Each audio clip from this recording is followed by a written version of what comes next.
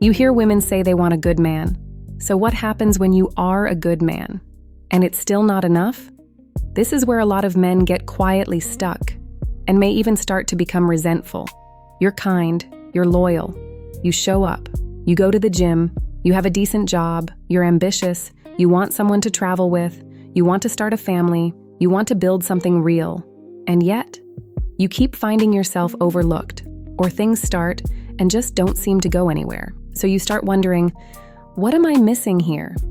Women aren't lying about what they want in a man, but there's a part they often don't say out loud. And once you understand it, a lot of things start to make sense. And more importantly, it gives you a practical self-development strategy you can actually work with to genuinely improve your experience in dating. In this video, we're going to talk about what women don't usually say out loud about attraction and mate selection, and how you can become the kind of man who naturally attracts and holds a woman's desire without becoming someone you're not. If you listen to how women describe their ideal partner, it usually sounds something like this. I want someone kind, someone emotionally supportive, someone loyal, honest, stable, someone who wants a family. And those are beautiful, valid desires. There is nothing wrong with wanting to feel safe, supported, and chosen in love. These are the qualities that build a healthy relationship. But they're not the full picture. Because here's where the confusion begins. If you already are all of those things and more, if you're genuinely trying to be a good man and a good partner, why does it feel like it's not translating into being chosen? Why does it feel like other men, who don't always embody those qualities, still seem to spark more interest, more excitement, more desire in the women you find attractive? This is where a lot of men start to doubt themselves. Maybe I'm not enough. Maybe I need to try harder. Maybe something's wrong with me.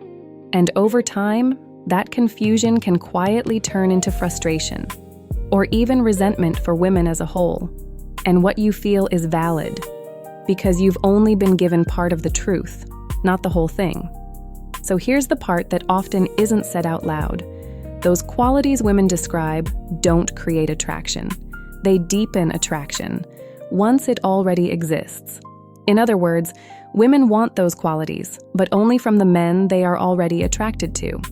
Attraction comes first and is ignited by different qualities than those that typically create long-term mate compatibility. And that's not something shallow, it's something human. Think of it this way. If you find a woman unattractive, would you still want a long-term relationship with her just because she's kind to you? Or would you prefer to commit to someone you genuinely find attractive who shows you kindness as well? It's not a logical decision, especially for women. It's emotional, it's instinctive, it's energetic. A woman can appreciate that you're kind, loyal, and supportive. But if she doesn't feel something first, those qualities won't have the chance to land. This is why stories at the extreme ends of the spectrum exist, like women visiting prison inmates every week and billionaires being unable to find love. Once you understand this is where everything starts to shift. Because it means the issue isn't that you're not a great option for a long-term relationship. It's that those traits come into play after attraction has already been established. Now let's ground this in something really important. This isn't about learning pick-up lines or playing a role or becoming someone you're not. Attraction isn't built through tricks. It's built through how you show up, even when no one is watching, how you feel in yourself, and how that energy is experienced by someone else. So this isn't about performing. It's about personal alignment. And if this is already giving you a bit of clarity, consider liking this video and subscribing to my channel. It helps YouTube show you more content like this, and YouTube will recommend this content to others like you who might benefit from its message. And I really appreciate your support. So, what actually creates attraction? What makes women pursue a long-term relationship with a man, for better or worse? Let's keep this simple and real. It's not one thing. It's a combination of how you live and how you carry yourself. First, your physical presence. Not perfection, but energy. You don't have to be a bodybuilder or a full-time athlete, but taking care of your body, your health, your appearance, and your hygiene signals self-respect. Second, your emotional groundedness. Can you stay centered? Or do you collapse into overthinking and approval-seeking? There's something deeply attractive about a man who is calm in himself. Third, your sense of direction in life. You don't need to have everything figured out, but when you're moving somewhere, that carries a sense of certainty that women can feel. You have purpose, you have momentum, you're committed to experiencing your life to its fullest potential. Fourth, your social presence, warmth, ease, a sense of playfulness. Not just with her, but with everyone. You're not trying to impress anyone. You're just being comfortable connecting with the people you choose to connect with. And finally, your self-respect, standards, boundaries, knowing your worth without needing to prove it. And here's the key. None of these are techniques. They're not something you're born with. They're ways of being, and they can all be developed naturally over time. But let's bring this back to what really matters. This isn't about becoming more attractive just to be chosen by more women. It's about building a life and a version of yourself that you actually enjoy being, for you first.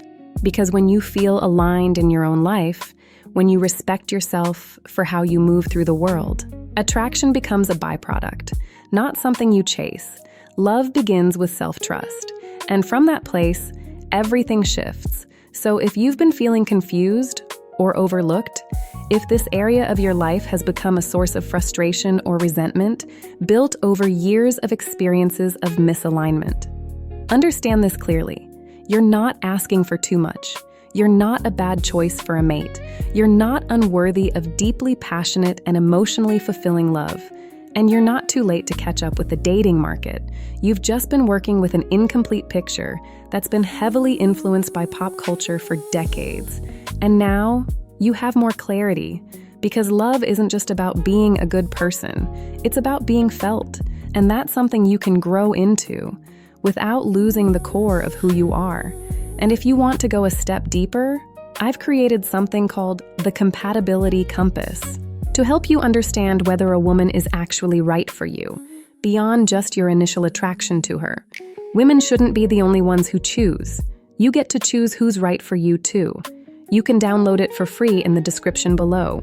And if this resonated with you, you'll want to watch this video next. It will help you become the kind of man she naturally chooses, without becoming someone you're not. Thank you so much for watching, and I'll see you in the next video.